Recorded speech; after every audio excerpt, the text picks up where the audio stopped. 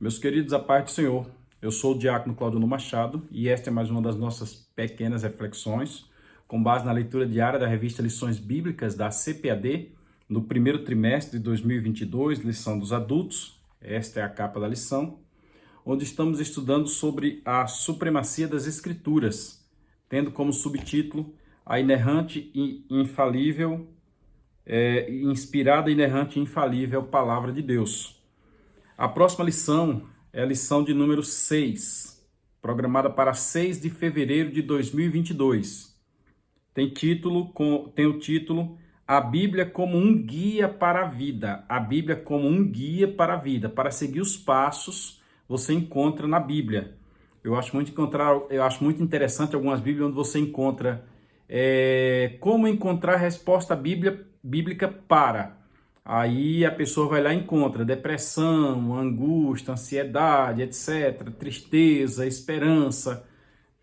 E hoje nós vamos começar uma sequência de 6 leituras diárias justamente nesta linha. A primeira, da segunda-feira, que está na primeira carta aos Coríntios, capítulo 10, versículo 4, diz: nossa vida deve ser edificada na rocha. Nossa vida deve ser edificada na rocha, que é o próprio Cristo e a sua palavra. Nossa vida deve ser edificada na rocha, que é o próprio Cristo e a sua palavra. Vamos ao texto, então, da primeira carta aos Coríntios, capítulo 10, versículo 4, fazendo uso aqui da versão King James. Diz assim: e todos beberam da mesma bebida espiritual, porque tinham a sede saciada pela rocha espiritual que os acompanhava, e essa rocha era Cristo. A leitura parece assim, rocha que os acompanhava, mas é verdade. Eu gostaria que você prestasse atenção em algo muito interessante. Nós estamos falando que a Bíblia é um guia, que a Bíblia é um guia para a nossa vida. Lá no Antigo Testamento, no livro de Êxodo, por que não dizer Êxodo, Números e Levíticos? Porque Deuteronômio é a repetição, a junção dos 3 livros em um só. Nós temos Êxodo, Número e Levítico, Deuteronômio e, segundo melhor compreensão, depois que veio o livro de Gênesis. Nasceram muitos durante o deserto e os que nasceram durante o deserto não conheciam o que aconteceu durante o deserto e nem a história dos princípios como aqueles que saíram do Egito, os que morreram durante o deserto. Então Deus ordenou que Moisés repetisse para eles e esta repetição, esta forma didática de ensinar a estes mais jovens ficou chamada de Deuteronômio. Mas durante o deserto, nós encontramos na Bíblia Sagrada que a nação de Israel, que saiu cerca de 6.000 homens, fora mulheres e crianças, segundo alguns, 600 mil homens, fora mulheres e crianças, segundo alguns, e os animais, é lógico, aproximadamente 2 milhões de pessoas ou mais, nos diz a Bíblia Sagrada que este povo recebeu alguns benefícios de Deus durante o deserto. Quais benefícios? Primeiro benefício, o povo teve o mar aberto. Não vamos falar nem das 10 pragas. Vamos falar do mar vermelho aberto, quando Moisés levanta a vara, coloca ela na metade do mar, ficando metade para um lado, metade para o outro. Moisés está num ponto alto.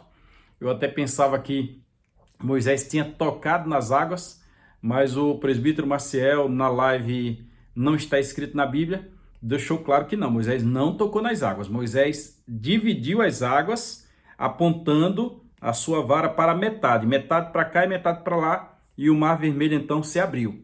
Então nós temos ali que o mar vermelho se abriu, o povo passou a pé enxuto. Depois nós temos as águas de Mara. Antes do mar vermelho nós temos uma coluna de fogo. Nós temos uma coluna de fogo que à noite clareava para eles e impedia que os inimigos o atacassem na penumbra. Nós temos uma nuvem que veio junto com a coluna de fogo. Enquanto a coluna de fogo estava de dia, a nuvem estava de noite e a nuvem os protegia. Eles num ambiente inóspito, que é o ambiente do deserto, eles estavam sendo refrigerados, eles estavam não sofrendo todo o calor, suportando todo o calor do sol, porque uma nuvem os protegia. Eu costumo dizer que é como aquela coluna de ar que você recebe quando entra em alguns comércios. Eles estavam refrigerados e à noite eles estavam aquecidos. Olha que coisa interessante. Então, passado o Mar Vermelho, chegam em Mara. As águas eram amargas. Deus então faz com que venha água doce. Nós temos que o povo sentiu saudade da cebola do Egito e Deus mandou para eles codornas. As codornas eram tantas que ficavam, se eu não estou enganado, um côvado de altura em volta de todo o arraial. Pense aí, todo aquele povo reunido e codorna em volta, assim, na distância, me parece que é um caminho de um sábado, se eu não quero errar aqui, mas eu não analisei esse texto agora. Imagine o milagre. Dentre outras coisas, como diz o Salmo 136, Deus deu vitória a Israel diante de reis famosos, Og e outros reis que nós temos registrados no Salmo 136. Mas tem algo mais importante, ou algo muito importante também, é que aquele povo estava no deserto. E nós sabemos que uma das primeiras coisas que nós precisamos, estando em qualquer lugar, é de água. Haja visto o nosso corpo precisar de muita água, pois ele é composto, segundo alguns, por 70% de água. E de onde veio água para todo aquele povo beber durante o deserto? Não é só o povo e os animais. Mas não é só beber. É beber, é preparar comida, é lavar roupa, é utilizar tudo o que a Bíblia fala acerca de água. Tinha algumas cerimônias que era preciso tomar banho, se esfregar bem, depois que eles construíram o tabernáculo, saindo ali do Monte Sinai, e durante todo o restante dos 38 anos que eles ficaram no deserto. Ficaram 40 anos, mais 2 anos, segundo alguns, foi o período em que demorou até eles receberem a lei e começarem a construção da arca. 38 anos depois. Onde este povo buscou água?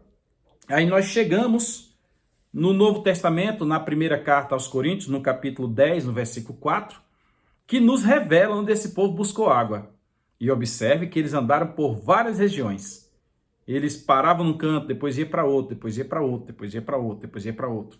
Eu estou lembrando agora da aula da escola dominical que me foi dada pelo então presbítero Damião Ferreira Nobre, de saudosa memória, quando ele fazia questão de, num dos seus mapas feitos em cartolina, mostrar onde eles estavam quando passaram por cada região.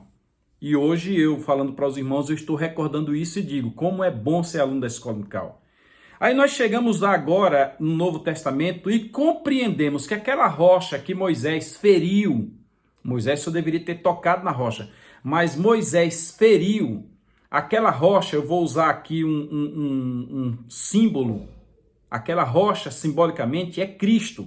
Apesar de Paulo dizer categoricamente que aquela rocha era Cristo. Eu não consigo compreender ainda desta forma, apesar de entender a teofania, de saber que Jesus esteve presente no Antigo Testamento, mesmo só tendo nascido no Novo Testamento. Ele esteve presente numa teofania em várias ocasiões, e uma delas está em Juízes capítulo 13, e você pode analisar se quiser. Mas Paulo está categoricamente dizendo, e um dia na eternidade eu vou saber por que Paulo disse isso, que aquela rocha era Cristo. Mas não é este o ponto da observação que eu quero chamar a atenção de vocês.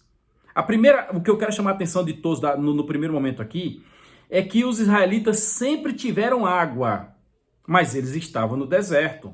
E no deserto nem sempre tinha água.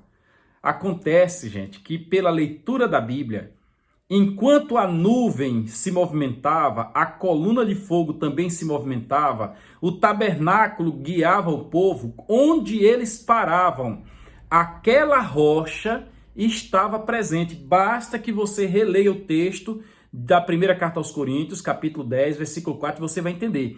Onde eles estavam, aquela rocha, como um chafariz, como uma mina de água, estava o tempo todo jorrando água para eles, de forma que eles podiam realizar todas as suas atividades necessárias, biológicas e assim por diante, fisiológicas, etc. Logo, nós entendemos que a rocha que sempre estava com os judeus serve para nós, que é Cristo. Paulo disse a rocha é Cristo. Vamos agora falar do Senhor Jesus Cristo no Novo Testamento, como guia para qualquer caminho por onde a gente precise ir, nos fornecendo o suficiente, nos fornecendo a água, que água, alguns dizem que não é alimento, mas água é alimento. O corpo tem 70% de água. Tem outros nutrientes que o corpo precisa, mas especialmente precisa da água. Sendo assim, toda vez que nós precisamos nos saciar, nós precisarmos ir à fonte para recebermos o refrigério interno, é nas Escrituras Sagradas. O texto diz, a epígrafe, nossa vida deve ser edificada na rocha, que é o próprio Cristo, e na sua palavra. Eu acrescentaria, que nos sacia internamente. Sendo assim, fica a nossa reflexão, que é na palavra de Deus que você vai encontrar um guia para a tua vida. É na palavra de Deus que você vai saciar a tua alma, pois nela está o nosso Senhor, o nosso Cristo, a nossa rocha, a nossa salvação. Domingo na Escola Dominical terá mais. E eu te digo, não perca essa aula. Põe aí o teu comentário, se inscreva no nosso canal, estará no YouTube daqui a pouco, compartilhe, curta, nos ajude a trabalhar neste sentido, pois o objetivo é abençoar o reino de Deus.